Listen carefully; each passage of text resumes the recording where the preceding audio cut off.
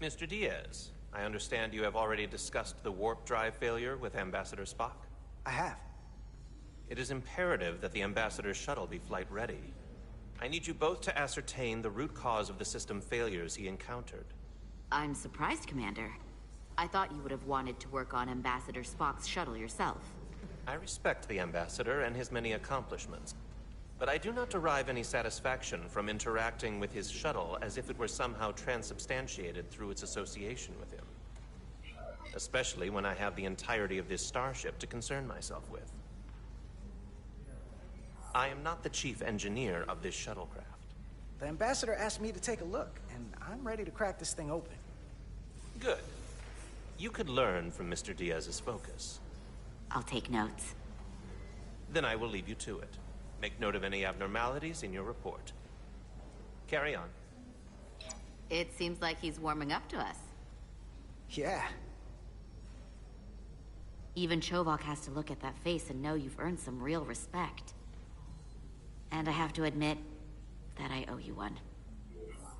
You were right to make me go first. I don't know what I was thinking. You've pulled me out of trouble how many times? Call it even. Okay. At the very least, maybe I can track down that bottle of Saurian brandy you're still on the hook for. But first, we have work to do.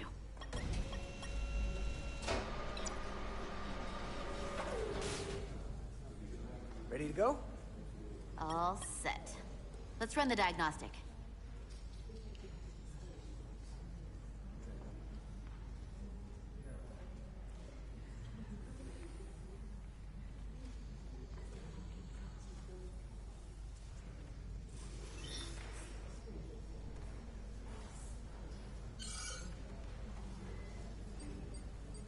So, I know about your talk with Miranda. You do? She sent me a Priority 1 dispatch right after your conversation. I'm happy for you. Both of you. Thanks.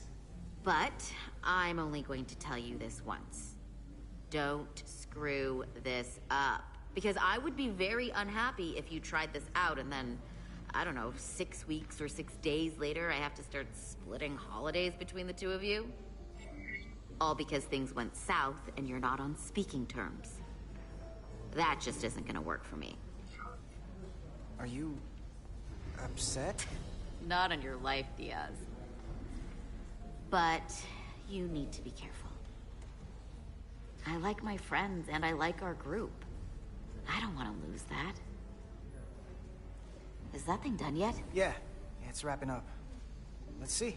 The relays along the primary EPS are blown. The backup relays are all intact.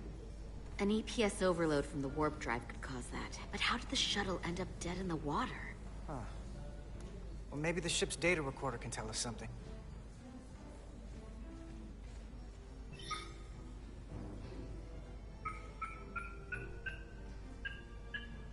Here. They were only about 8 minutes from their plotted warp point. No faults, just those warnings. What are they?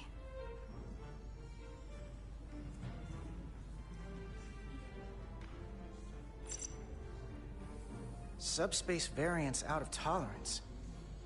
What does that mean? It means the main navigation array lost sight of space somehow. Will the array going offline cause that? Yes, but it should have also thrown a fault code. The warp field became inverted suddenly. I've seen this happen when the center warp coil cracks. A cracked warp coil throws a fault code. Still, we should take a look.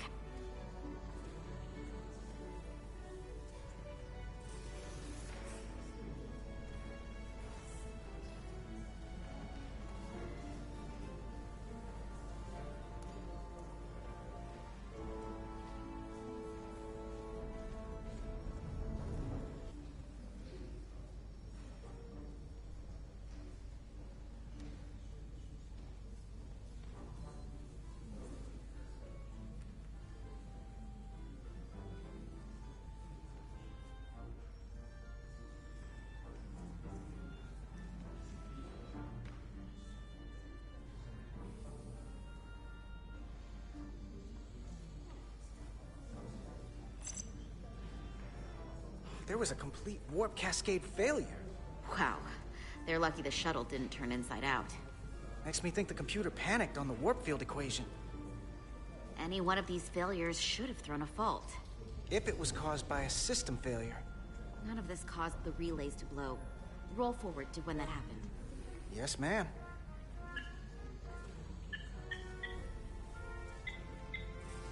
So here, they take a moment to get their bearings and they attempt to re-engage the warp drive.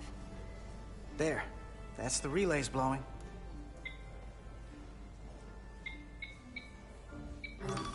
And look, there's another warp system alert. They're all the same. Subspace variants out of tolerance, or warp inversions. Finally, there's a complete warp cascade failure. Then it's one of two things. Either a warp coil is cracked, or the navigation array is offline. That makes sense. Divide and conquer. You want to check the warp coils or the navigation array? I'll check the other. Let's not overcomplicate this. One of these systems is likely broken. I'll check the nacelles for a cracked coil.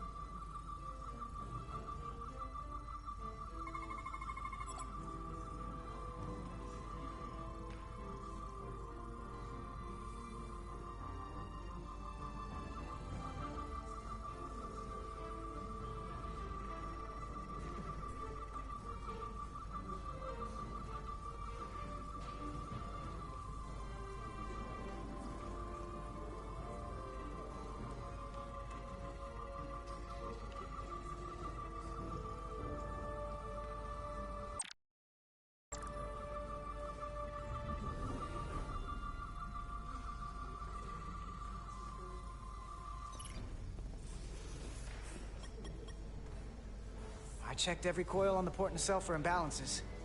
If any coil in either engine were cracked, I would have detected it. So, it must be the navigation array. Except it's not. Checked and double-checked.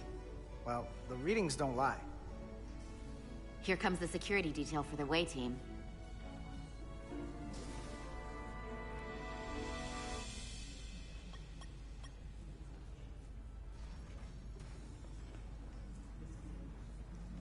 Hey.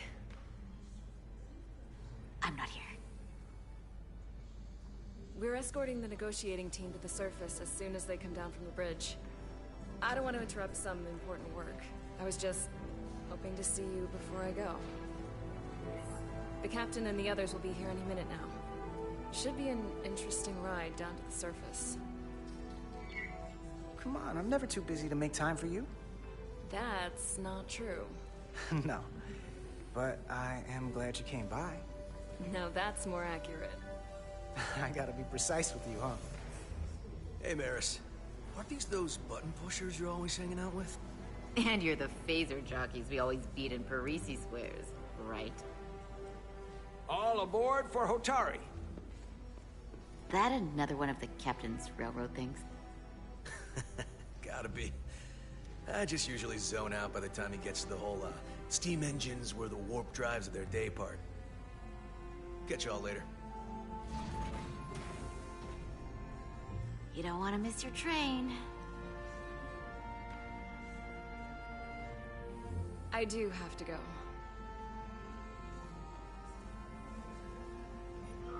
Not gonna lie, I'd rather not leave right now. More important things on my mind.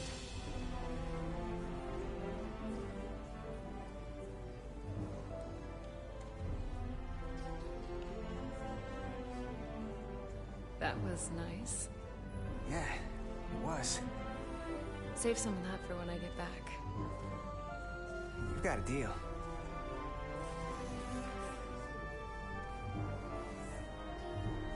Be seeing you.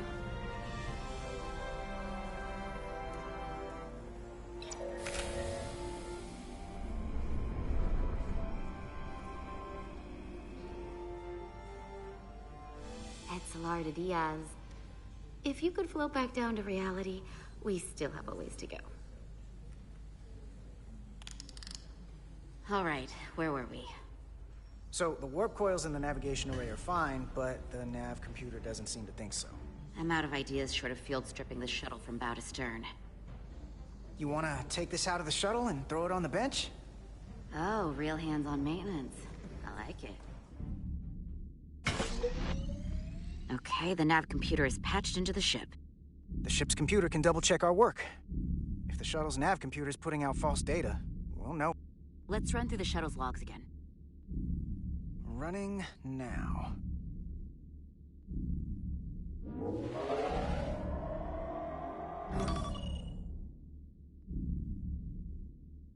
Same. Warp field inversion and a cascade failure. However, the Resolute computer doesn't show the same subspace variance. We're in the same conditions that the shuttle was in when it failed. Why wouldn't the ship's computer get a matching result? What if the subspace variance was a momentary occurrence? That's a possibility, and it would explain why the simulation under our current sensor readings failed to reproduce the issue. But a subspace anomaly strong enough to cause a warp field collapse would leave graviton ripples for days. Let's run with the momentary subspace variance theory for now. Roll forward to the shuttle's attempt to re-engage the warp drive. We need the conditions of space around the shuttle at the moment of warp failure. Resuming simulation.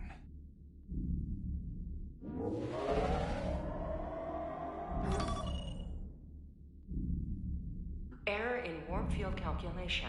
Cochrane formula variables are out of range. That right there. Take the shuttle sensor data from that moment. Computer, why did the warp field calculation fail? Warp field pressure returned non-orthogonal. Results are undefined. That doesn't help. Wait, what if we use a different ship? Put the Resolute into the simulation instead of the shuttle. Yeah, it should warp just fine. Unless... Computer, run the simulation with the Resolute. Resolute simulated. Computer, give me manual control on the warp power. Static field intensity, warp 1.1, 1.2, 1.3. Warp pressure is destabilized. Error in warp field calculation. The warp drive has experienced a system-wide cascade failure. Warp field collapsed. Subspace variance is out of tolerance. Cochrane formula results are undefined. Bingo. What-o? The same moment when the shuttle failed to warp, so did the ship. Whatever happened to the shuttle just happened to us. The Resolute will not sustain warp. We can't leave Hotari space.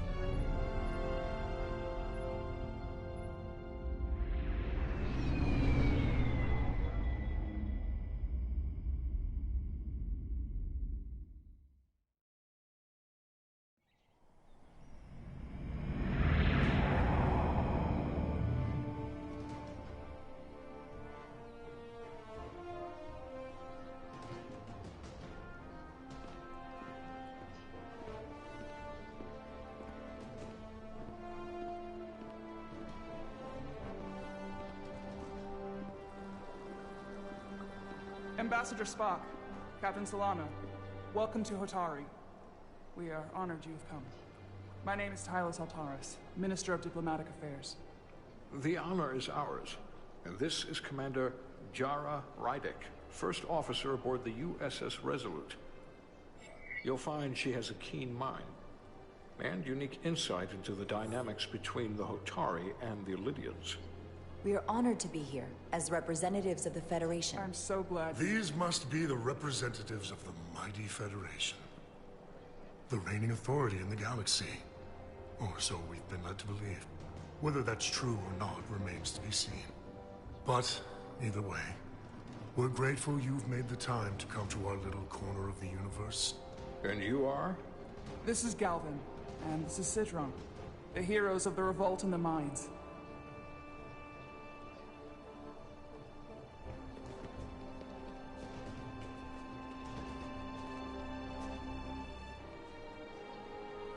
Let's hope this is the last time we ever have to come here. If you'll excuse me.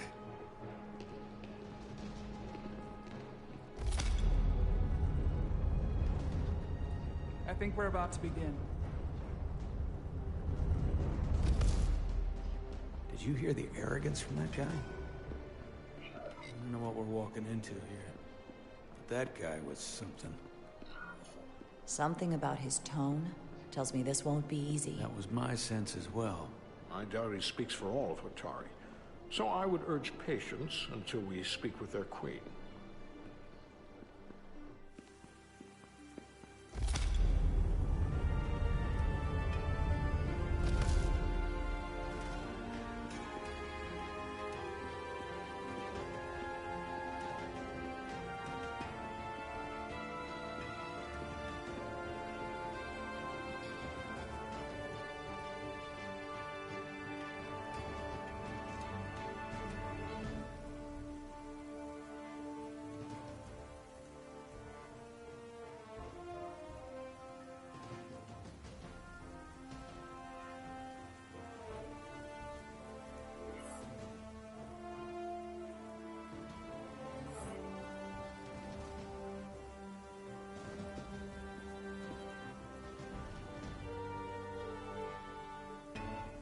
Ambassador Spock, welcome to Holtari Prime. The honor is mine, Your Majesty. That the Federation would send one of their most respected representatives is not only an honor to the Hotari people and their queen, but recognition of our stature and importance. Let's get on with it, shall we? With all due respect to the Federation and their ambassador, they have no authority here. We are not members of their alliance. We are not subject to their rule, nor yours. We demand the immediate return of all mining operations to Lydian control, as it has been for centuries and will be for centuries more. That has always been our understanding. That understanding has changed. Then you invite war! And if you cannot remain silent, you will be silenced. But his point is well taken. What is the Federation's interest in this matter? Perhaps you would have us trade one oppressor for another? The Federation remains neutral. Our only interest is the peaceful resolution of this conflict. We are here at your request, Your Majesty. For now. Saying this wouldn't be easy was an understatement. I thought they wanted us here. Was there something you wanted to say, Captain? Oh, no. My apologies. And what about the Kobliard? She's not part She of... can speak for herself, can't she? Then let her.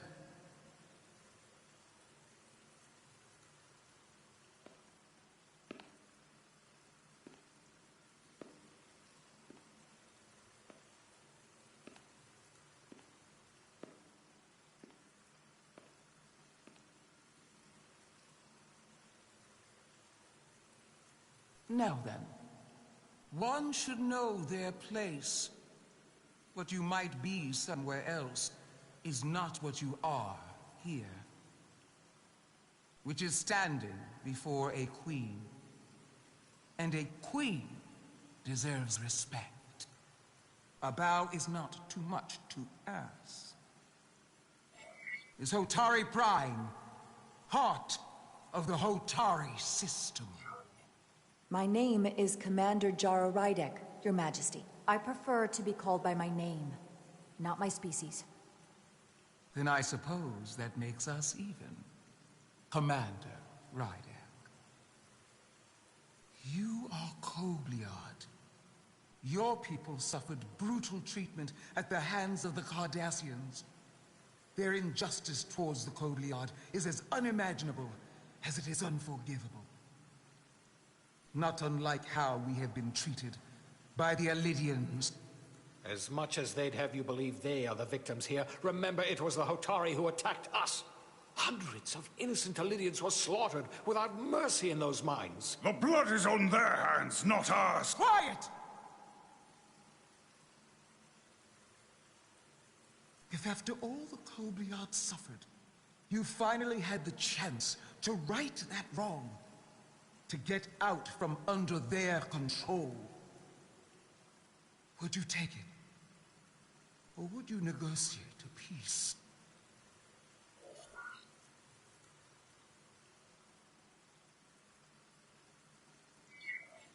I can't speculate on something that never happened, Your Majesty. Sadly, that opportunity never came for the Kobliad. No, it did not. But we'd be wise to learn from their example, before we too find ourselves facing extinction. The Federation is the most powerful, most advanced alliance in the galaxy. It's widely known we have an abundance of dilithium in our mines. And it's in your interest to secure a steady supply. Your Majesty, if I may. Ambassador Spock would have us believe you're here as a neutral party in the interest of peace. So why are you really here? I want the truth, not your Federation rhetoric. As Ambassador Spock has said, we've come seeking a peaceful resolution to this conflict, and have no interest in your dilithium. I'm not nearly as naive as you must think. The Federation has done business with the Elidians for decades, which makes me question your motives. What they haven't said, but cannot deny, is a simple truth. The dilithium trade would not and will no longer exist without Elidian involvement. We created it for the benefit of everyone, especially the Hotari.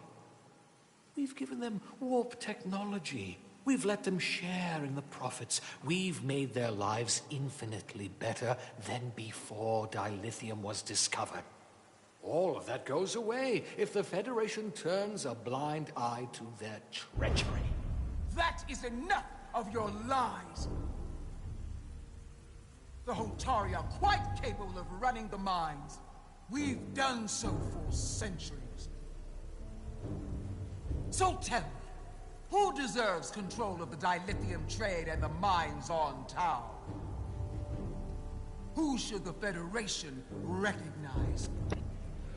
The Hotari or the Elidians? It can only be one or the other, not both. If I have to choose only one, then it would have to be the Hotari. Well said! How could the just and wise Federation make any other choice? This is an outrage. The Federation has lost all credibility. The mines are ours. Lydia will not be deterred. We will take back our mines by any means necessary. And you will see more blood spilled. I am more than willing to address your concerns, Your Majesty. Yours as well, Representative. But I suggest we could have a more productive conversation with a smaller group. Perhaps only the most essential representatives.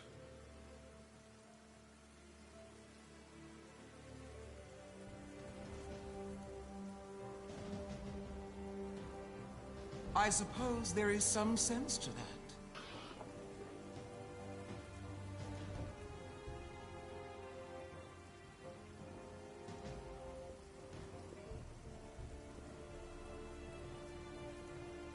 I hope we meet again, Jara Ryder. I don't know if that went the way you wanted it to.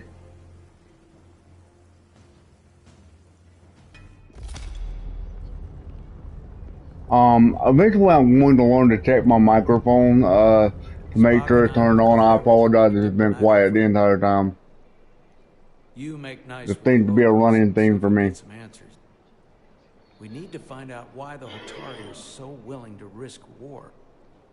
What happened in those mines?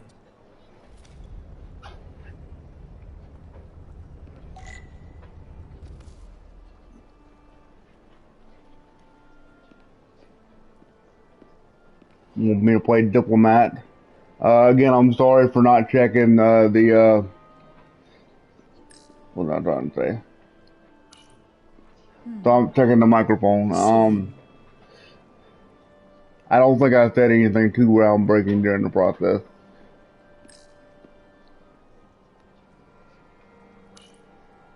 Commander, I'm glad you've chosen to side with the Hotari.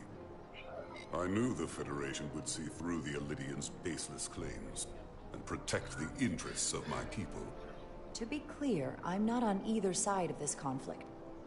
Our only interest is peace. I will keep that in mind. I assume you were there, the day the mines were seized from the Illidians. Not seized. Reclaimed. And restored to their rightful owners. Yes, I was there. We had to be decisive. Before the Illidians could even realize their worst nightmares upon them. Were the Hotari miners armed during the revolt? I'm just trying to understand how it happened. If by that you mean armed with centuries of abuse and exploitation at the hands of the Illidians, then yes. Which doesn't really answer my question. We had them vastly overwhelmed from the start. They respect one thing above all else, and that is force. The greater the force, the more certain the outcome. Any talk of making peace is just that, and worth little without the strength to secure it. Which makes me wonder about your ship, the Resolute. Undoubtedly the Federation's finest warship. Ready to contend with anything the Illidians might have in store. Or is that not true? Maybe I've misjudged it. I wouldn't say state-of-the-art, but the Resolute is plenty capable and can hold its own against just about anything. Let's hope so. Because at the moment, it's the only thing preventing them from wiping us off the map. Sidron. A pleasure meeting you, Commander. I'm sure we'll cross paths again.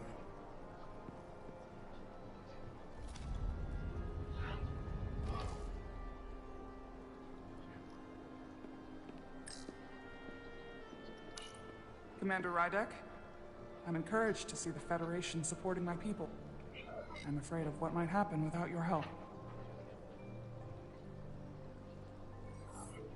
I'm glad to hear it. I just hope you're not the only one who feels that way. I apologize for that. These are unusual times, to say the least. Much is changing. I saw you speaking with Sidron, our national hero.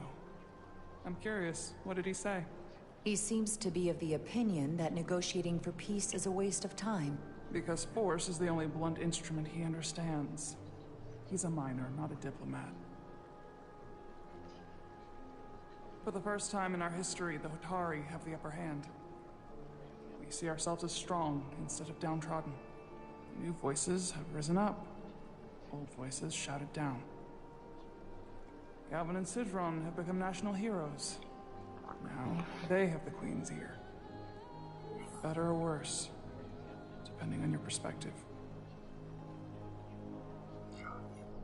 I take it they're against a negotiated peace with the Illidians. Heroes tend to want more of what made them heroic. If it were up to them, they'd wage all-out war and bring ruin upon us all. My fear has been that the Illidians will launch an attack and crush us. You've seen their starship, no doubt. They could have retaken the mines whenever they wanted to, but it never happened. And as strange as this may sound, I'd almost say they're afraid. I just don't know what they're afraid of. It's still the same bluster and bravado you would expect from them. But it has no teeth. Like they're afraid of what might happen. Was it for fear of the repercussions, once the Federation became part of the equation? Possibly. But I almost want to say this was from the very start. Before engaging the Federation was even on the table. It's probably because of that storm. One of the answers Since the revolt, Galvin has seized control of the mines and restricted all access. No one's allowed without his personal authorization. And they've taken over a section of the palace with just as much secrecy and security. I'm told it could be something they brought back from the mines. I've made inquiries, but everyone pretends it doesn't exist. I strongly suspect they're hiding something. What do you think it is? I've heard rumors it's some sort of ancient artifact, but I haven't seen it myself. How can we know?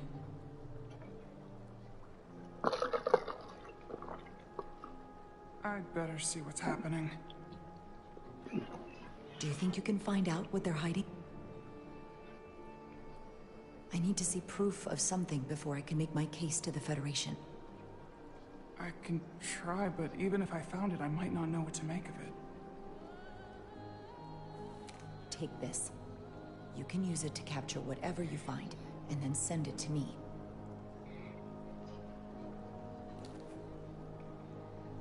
Thank you.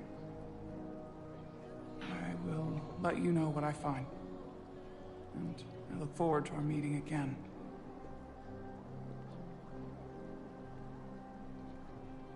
Sorry, I couldn't help but notice you were speaking with the Hotari this whole time. I figured in the interest of fairness, I should offer another perspective. Of course. I'm probably not telling you anything you don't already know, but these negotiations rely on the Federation's neutrality, as does any hope you might have for a supply of dilithium in the future. So, why you would choose to side with the Hotari escapes me. Without Illidian involvement, there is no dilithium trade. We are and will remain completely neutral. Our only interest is the peaceful resolution to this conflict. As is ours. Of course, the question is, at what price? Major Salit Arminta, Special Attaché, Illidian Armed Forces. Pleasure to meet you, Commander. I have my issues with the Hotari, but I have to give them some credit. They know how to seize an opportunity. Inciting an uprising the same day as a massive, once-in-a-lifetime ion storm. Our assumption was that this storm was just an anomaly. Yes, a very convenient anomaly. At least that was what we were told. Of course, I wasn't there. But who am I to say otherwise? You should know better than to believe everything you're told. Well, the official story is that it was the storm that enabled the revolt. How else do a bunch of unarmed, unorganized miners seize control of an entire moon, much less thousands of mine? But I've talked to people who were there. They tell a different story. They say they're lucky to have escaped with their lives. That it was more than just the storm. That somehow the miners were able to harness the energy from the storm. I know it sounds crazy. I'm not even sure I believe it myself. But that's what they said. You said the Hotari were primitive. Well, they are. Except for the part about weaponizing ion storms.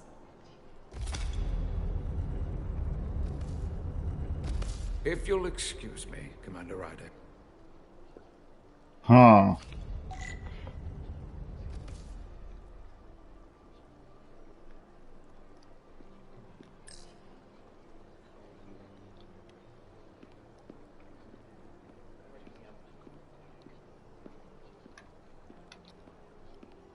I'm gonna say, I think there is a button that lets me walk a little faster. Run! Get your dog then. Well, that was a disaster. What happened? The Hotari refused to concede anything, so the Illidians stormed out. The Hotari did not invite us here as peacekeepers. I hope your efforts were more fruitful than ours.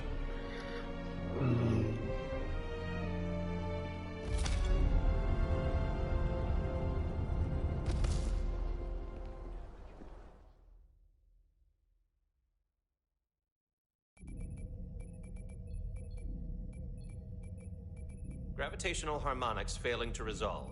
Warp bubble stability degrading. Increase output to maximum. Increasing warp output to maximum. It's happening again.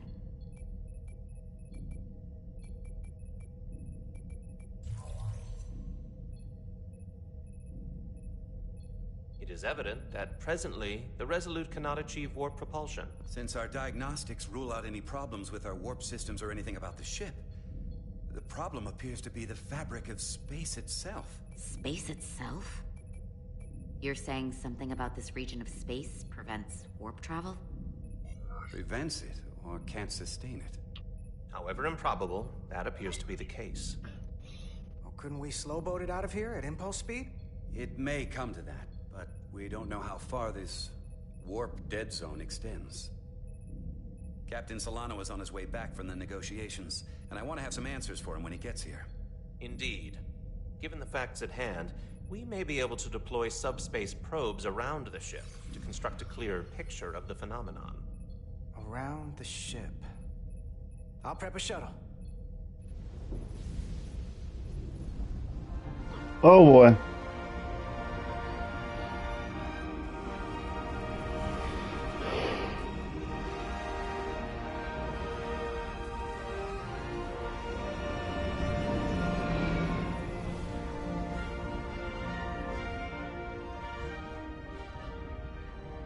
I'm setting up a waypoint at a distance roughly corresponding to the edge of our warp field. When we get there, I'll deploy the first probe.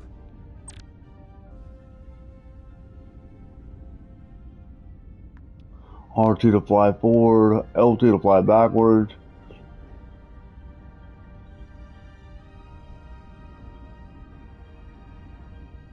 Alright, I think I got it.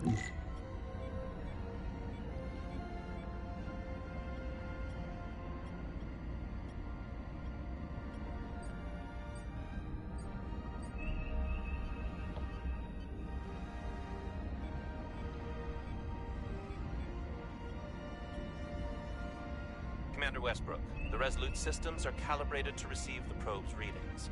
We are standing by to reproduce the warp field collapse after the first probe is deployed. Thank you, Mr. Chovak.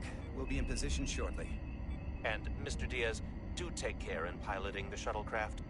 Now is not the time to indulge in the human penchant for joyriding. Chovak probably isn't such a fun guy to work for, huh?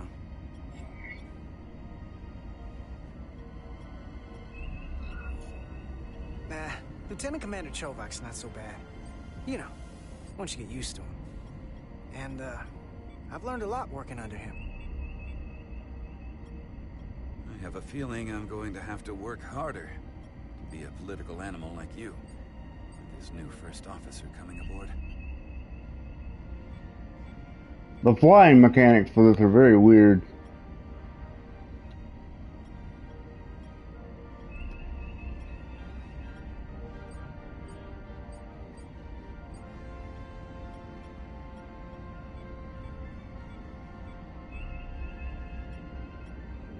This is far enough.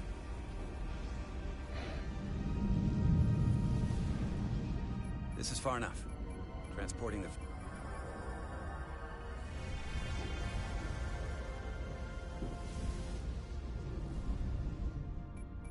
Westbrook here. The first probe is deployed. Understood. We are reading it. We are about to replay the simulation.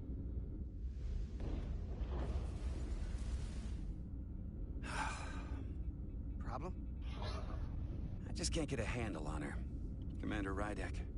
She rejected my plan to use a deflector pulse against the storm surge.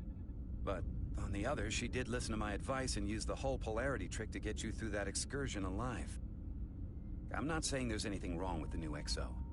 I'm sure she's a fine officer, even if we don't see eye to eye. But she didn't go through what the rest of us did. You know that. And it's hard to figure out why she'd be the one Solano chose instead of, well, one of us. I've heard some good things. You should at least give her a chance. I'll take that under advisement. Test is running. Warp field collapse in 3, 2, 1, mark.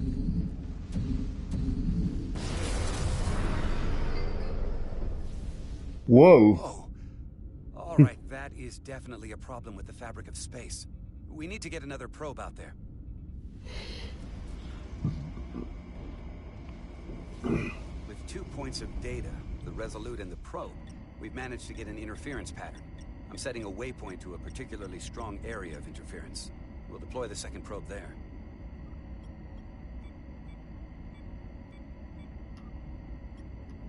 Listen, I'm gonna give you a piece of advice I wish someone had given me. Make sure you're never just one thing. And don't get so focused on what's in front of your face that you lose sight of the big picture. Before Rydex showed up, the captain pulled me into his ready room and told me he didn't think I had the people skills to be first officer. What a load of crap. I mean, if he'd said that about Chovak, sure. I appreciate the advice, Commander. I'll make sure I keep my options open. I don't need to tell you how to operate. You're already well on your way. You're a capable engineer. You're good in the field. Keep up the good work, and who knows? A solid jack of all departments like you could be Commander-in-Chief of Starfleet one day. Hell, Admiral Jellicoe started as a shuttle pilot. And there are places to go in the enlisted ranks, too. Of course, if you get an officer's commission, they'll put you on another ship. I don't know. I'm pretty happy where I am. You must be a glutton for punishment. Lieutenant Commander Chovak has been known to take decades to warm up to people.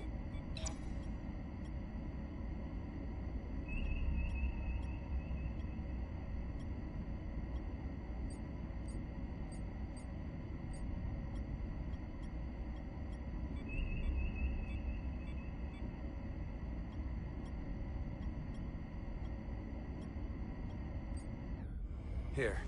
This is close enough. Stop the engines. Deploying the probe. Westbrook to Commander Chovak. We're ready for another sampling of data. Very good. Running the simulation again. Warp field collapse in 3, 2, 1, on. There it is again. I saw it. It seems to be directional. Well, what about the scans? Anything?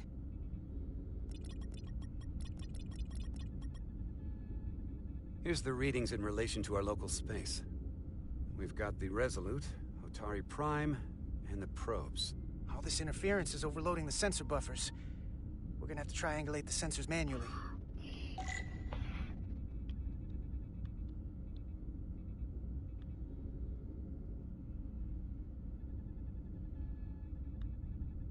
I'm thinking that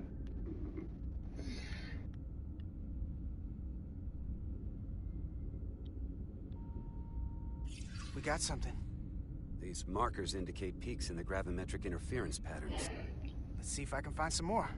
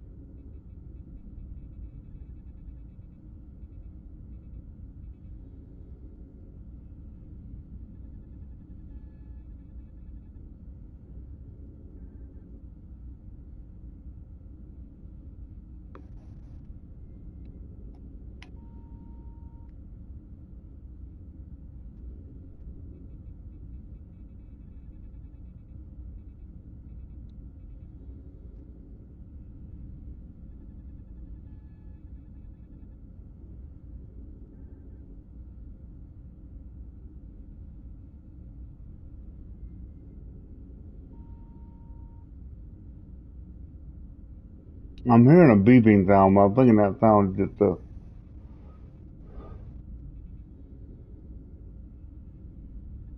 Alright, I've been all over the place on this thing.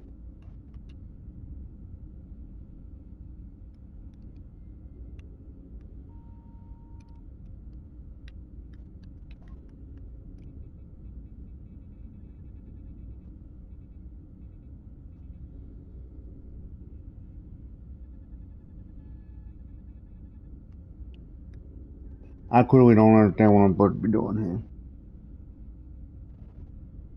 here. There we go.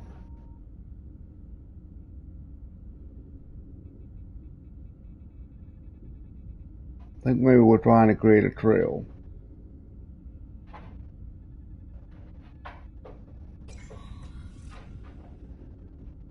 Hold up. This is coming from the moon. A beam that blocks warp travel. Aimed right at us. Someone is doing this intentionally. I don't know how they're doing it. This is like nothing I've ever seen. Why would they be doing this? We came here to help these people. And now we're getting hit by some warp-killing weapon? Now, look here. It's current readings of the ion storm. These concentrations... they line up with the interference pattern. The storm and this beam, they're coming from the same place. Carter, whatever petty local conflict brought us here, it's just a small part of something much bigger. Oh crap. That man just crapped his pants, I do believe. I'm pretty sure of it. Presently, we don't have an explanation for how they're doing this. One thing is clear. This is no fluke. Thank you, Mr. Westbrook. I want a full briefing when I'm back on board. Solano out. A targeted weapon that inhibits warp travel.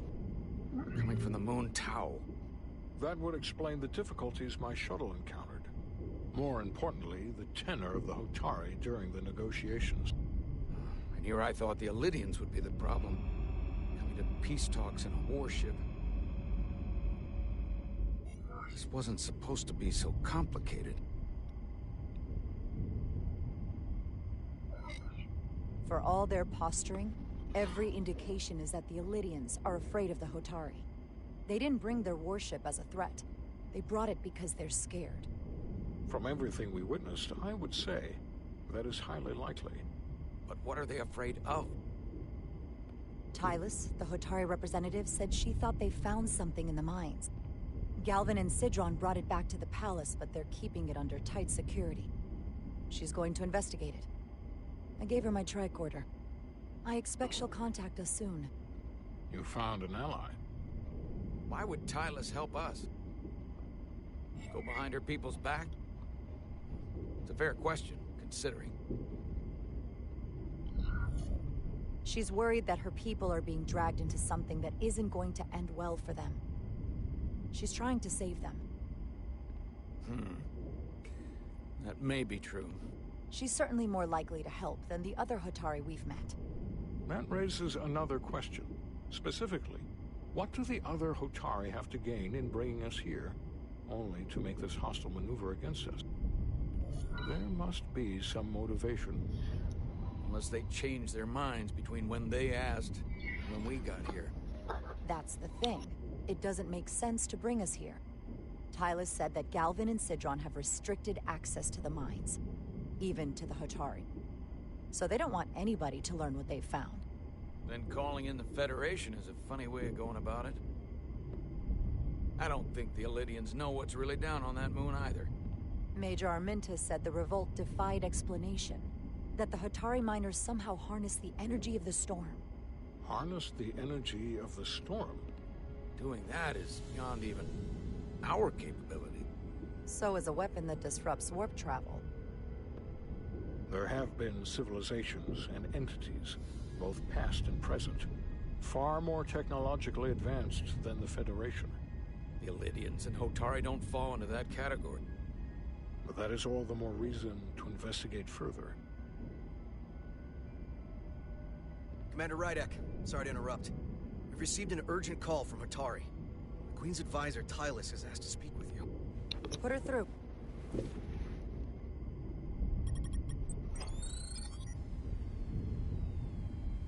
and Sidron are still with the Queen. I've enlisted help to gain access to the inn they have under guard. I don't have much time. I'm not supposed to leave my post. It's only for a moment. I so appreciate your help.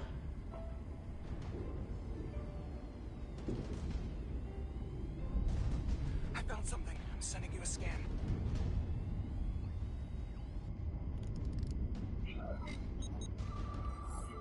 Got it. Tylus, if we needed to gain access to the mines on Tau, is that something you could help us with? I suppose it wouldn't be easy, but I have to go. Tylus. Can we reconnect? Sorry, Captain. We've lost all contact. She said she had to go. Obviously, she was in a place where she couldn't talk. It's hard to tell.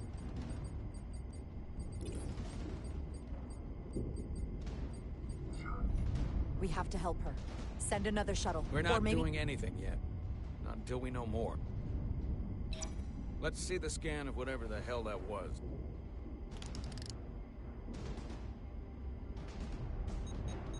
Tylus suspects this came from the mines on Tau. It appears to be of ancient origin, but the markings are unfamiliar. We can run a full analysis when we get back to the Resolute. But if this came from the mines, then it might be the key to how they got the upper hand against the Lydians. Then we have to go into the mines. The Federation would not allow that. We were, after all, sent here to be a neutral party in a peace negotiation. However, we could demonstrate that the Hotari have acted in bad faith, which would enable us to investigate the mines on Tau with full justification. But of course, we would need conclusive proof before taking action. Otherwise, it could put us in a difficult position. If this warp disruption attack isn't enough justification, I don't know what is. We have every right to defend ourselves. In due time. I don't want to escalate this without a better idea of what we're getting into. We may have a better understanding once we analyze the device. But a mission to the mines, covert or otherwise, is not out of the question. And I will handle the Federation. Alright guys. I believe that I'm going to call it a hold there. For a little while I just got word that my wife will be on the way back soon, so I just want to make sure that I'm not recording as they're walking in, just because that not well, I mean, obviously it's a big disruption. I don't want to be in the middle of major gameplay. I'm going to try to pick some more of this up later this afternoon. I hope you guys are enjoying it as much as I am. I promise I'm going to get better about making sure my microphone is up and going. Because you guys are just sitting here watching me.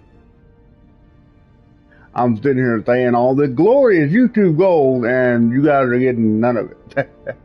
No. For a while, I promise I'm going to get better. I hope you guys are going to enjoy the series. I'm enjoying playing it. Guys, I will be back later. We did jump up to 61 subscribers I saw this morning, so thank you to the new subscriber for coming down and checking us out. Make sure you leave likes and comments. Check out the streams we're playing. Guys, if you are checking this out for the first time and you're not subscribed yet, please do. We're always playing games, different kind of games, mostly focused around PlayStation. That's why I call myself that PS guy. But guys, I would really appreciate any love, support, and sharing of the channel that's much the same as you guys have already given. I really do appreciate it. Guys, remember, common sense is not that common, and I'll see you guys later.